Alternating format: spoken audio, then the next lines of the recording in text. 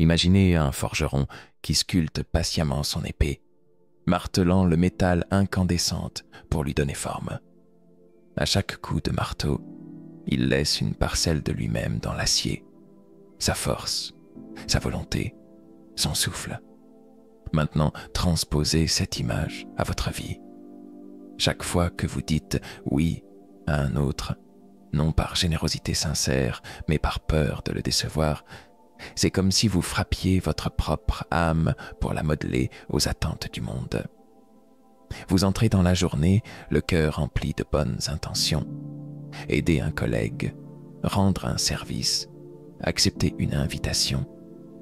Pourtant, sous ces gestes aimables se cache un moteur autre que l'amour ou l'empathie, la crainte.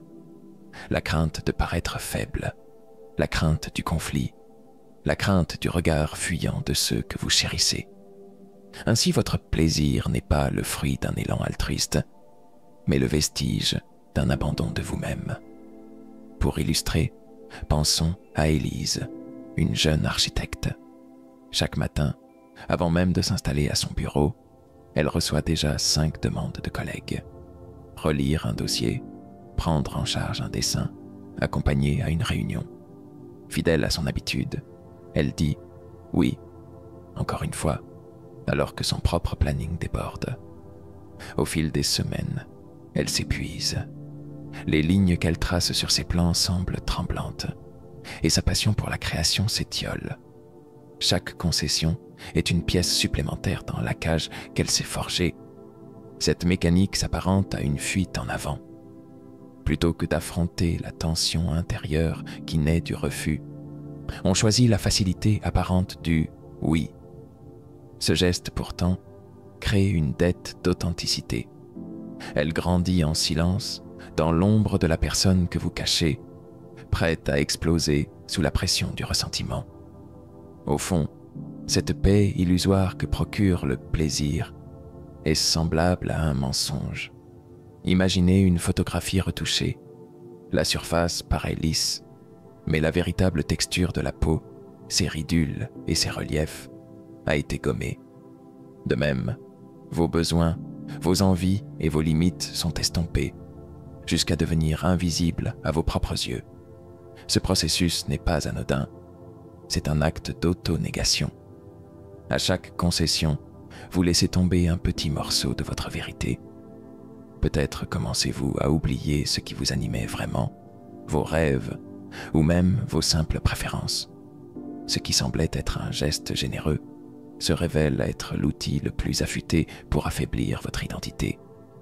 Un chêne majestueux ne se développe pas en s'inclinant devant chaque brise, mais en résistant au vent et en gardant son tronc droit. Il en va de même pour votre esprit. Refuser avec clarté, c'est affirmer votre essence. Dire non n'est pas un acte d'égoïsme, mais un pas vers la liberté intérieure. Dans ce premier acte, laissez-vous interroger. Combien de fois avez-vous dissimulé vos besoins par peur de décevoir? Combien de concessions vous ont éloigné de la personne que vous étiez hier? Le plaisir de plaire n'est qu'un épais voile sur vos véritables désirs. Osez entrevoir la prison qu'il érige autour de votre cœur. La clé de votre délivrance repose dans votre capacité à dire non lorsque votre âme vous le demande. Il y a en vous une caméra invisible, braquée en permanence vers le monde extérieur. Sans y penser, vous observez les gestes, les postures, les sourires et les silences. Vous captez les inflexions de voix, les regards hésitants, les soupirs discrets. Votre esprit, tel un radar hypersensible, explore l'environnement social à la recherche d'indices. Vous ne jugez pas seulement ce que vous voyez, vous le pesez, l'interprétez, l'anticipez. Vous vous demandez « à quel moment va-t-elle détourner le regard ?» Le ton de sa réponse est-il assez chaleureux? Suis-je en train de faire bonne impression? Ce processus, vous l'exécutez en pilote automatique.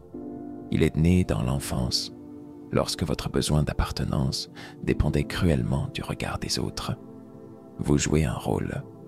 Sans vous en rendre compte, vous êtes devenu acteur d'une pièce dont le script change constamment. Parmi vos répliques, la plaisanterie trop appuyée pour paraître sociable, l'acquiescement silencieux pour éviter la confrontation, le compliment lissé pour amadouer. À chaque geste, vous portez un masque façonné par le désir d'être reconnu. Pourtant, ce personnage ne vit pas, il respire à peine. Ses émotions sont calibrées pour la scène, il n'a pas de place pour l'imprévu, la colère authentique ou l'enthousiasme spontané.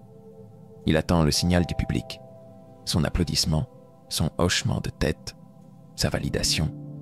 Tant que le rideau ne tombe pas, il continue de jouer, épuisant sa réserve d'énergie dans une quête infinie.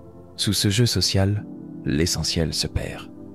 Vous avez oublié comment éprouver la surprise sans filtre, comment laisser éclore un sourire véritable, comment exprimer une frustration sans la déguiser en politesse. Les frontières entre votre vrai moi et votre moi de scène se brouillent. Vous vous surprenez parfois à vous questionner. Qui suis-je vraiment, en dehors de ces costumes? Votre esprit croit vous protéger. En jouant ce rôle, vous évitez le rejet, la critique, le conflit. Vous vous persuadez que la stabilité extérieure garantit une paix intérieure. Mais c'est une illusion. Le calme apparent n'est qu'un lac gelé, prêt à se briser sous le moindre pas.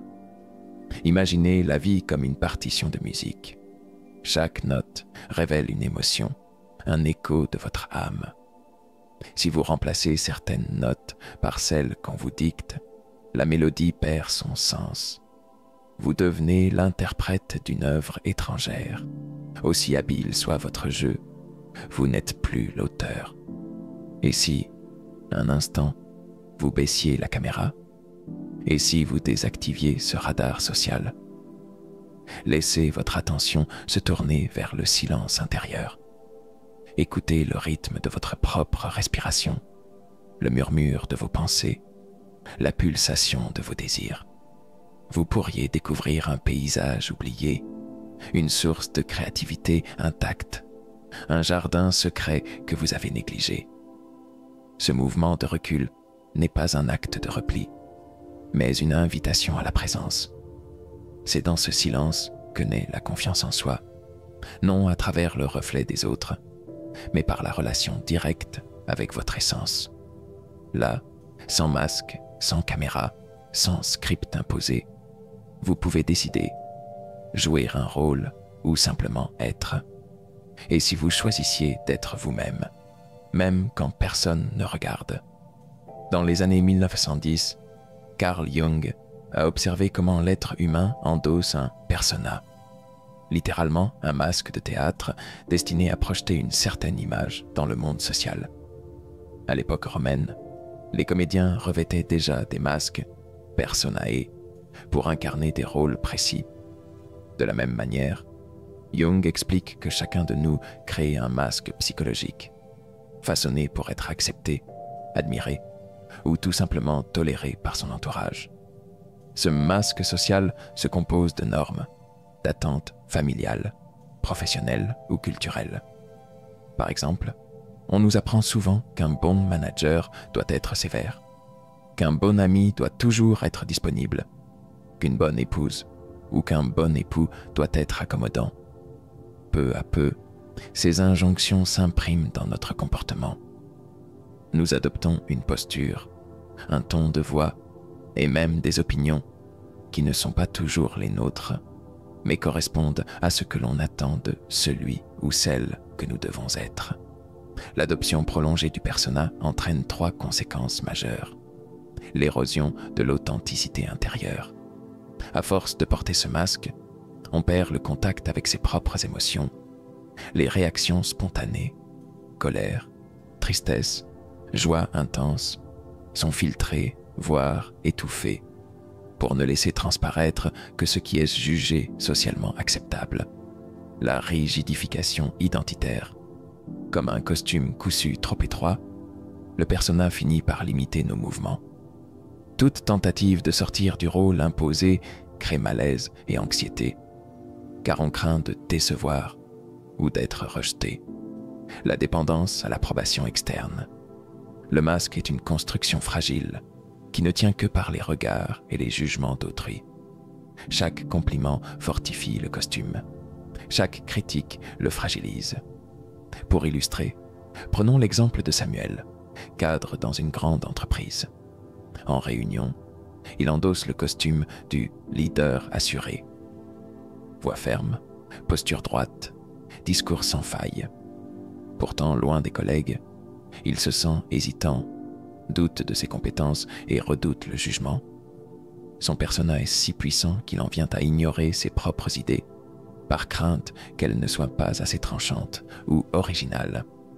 Il vit donc déconnecté de sa créativité et de son instinct, prisonnier de ce rôle qu'il pense devoir jouer. Le cycle se perpétue en boucle. Émergence de la peur, lumière crue sur votre visage, gros plan sur vos sourcils froncés, choix de la fuite, vous vous détournez, continuez d'avancer, regard déplacé vers le trottoir, satisfaction factice, flashback sur un sourire de votre interlocuteur, applaudissements imaginaires, renforcement de la défense, musique sourde, ralenti sur vos épaules qui s'alourdissent, reproduction du comportement, coupé sur une nouvelle scène où vous répétez le même script. Ce mécanisme est comme un film d'horreur psychologique où le monstre n'apparaît jamais à l'écran. Il rôde dans l'ombre de vos choix automatiques. Il se nourrit de chaque concession, devient plus puissant et détourne votre regard de l'écran principal, votre propre vie. Pour rompre ce cycle, il faut changer de mise en scène. Imaginez maintenant un travelling arrière. La caméra s'éloigne et vous voyez toute la ville, la pluie, les réverbères et surtout vous-même, minuscule, pris dans ce labyrinthe de ruelles. Vous comprenez que la fuite n'est pas une solution. Vous avez répété ce script trop longtemps. Il est temps de réécrire la scène. Dans le scénario alternatif, vous marquez un arrêt soudain. Vous relevez la tête, inspirez profondément et laissez la caméra entrer dans votre plan. Vos yeux retrouvent de la netteté, vos épaules se redressent.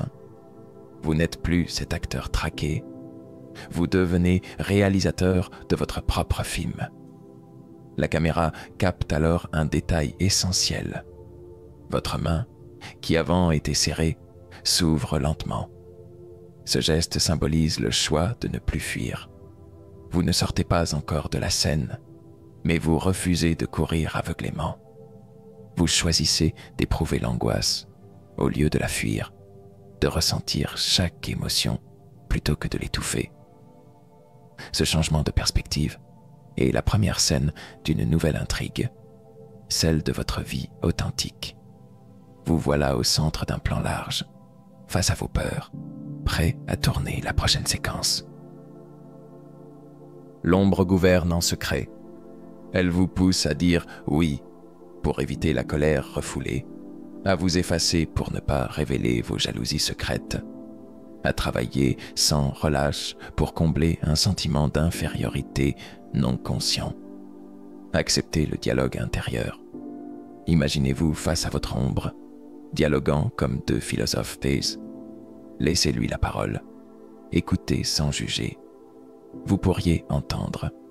J'ai si souvent été ignoré et moqué et que maintenant j'exige qu'on me respecte, quitte à forcer les portes. Ce simple échange transforme l'ombre de tyran silencieux en guide. Vous comprenez ses motivations, vous apprenez ses blessures originelles. Une fois dévoilée, elle perd de son pouvoir tyrannique.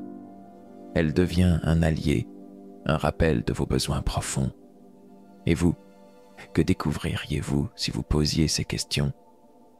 Quel fragment obscur de votre être réclame aujourd'hui votre attention, votre écoute et peut-être votre compassion? Imaginez-vous plongé au cœur d'un film noir, où la caméra glisse silencieusement dans un décor urbain nocturne. Les réverbères dessinent des halos de lumière vacillante, et la pluie fine trempe les pavés. Vous avancez seul, le regard fuyant, le pas hésitant.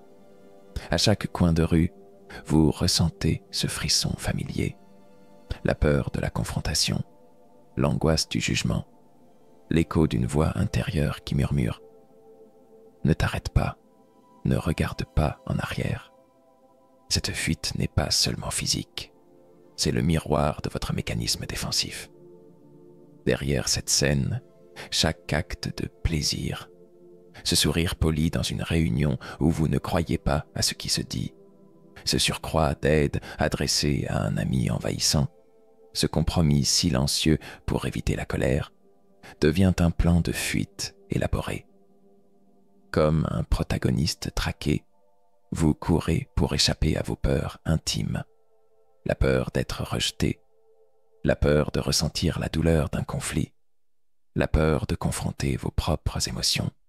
Et plus vous courez, plus le sentiment de cohérence en vous s'éloigne. Dans cette séquence, les visages alentours sont flous, presque irréels. Vous entendez à peine les voix. Seul résonne un battement sourd dans votre poitrine, le bruit de votre propre tentative d'étouffer l'inconfort. Chaque nouvelle concession renforce les barreaux invisibles de votre prison intérieure. Vous acceptez un projet supplémentaire. Vous tolérez une remarque désagréable. Vous dites oui à un engagement que vous redoutez.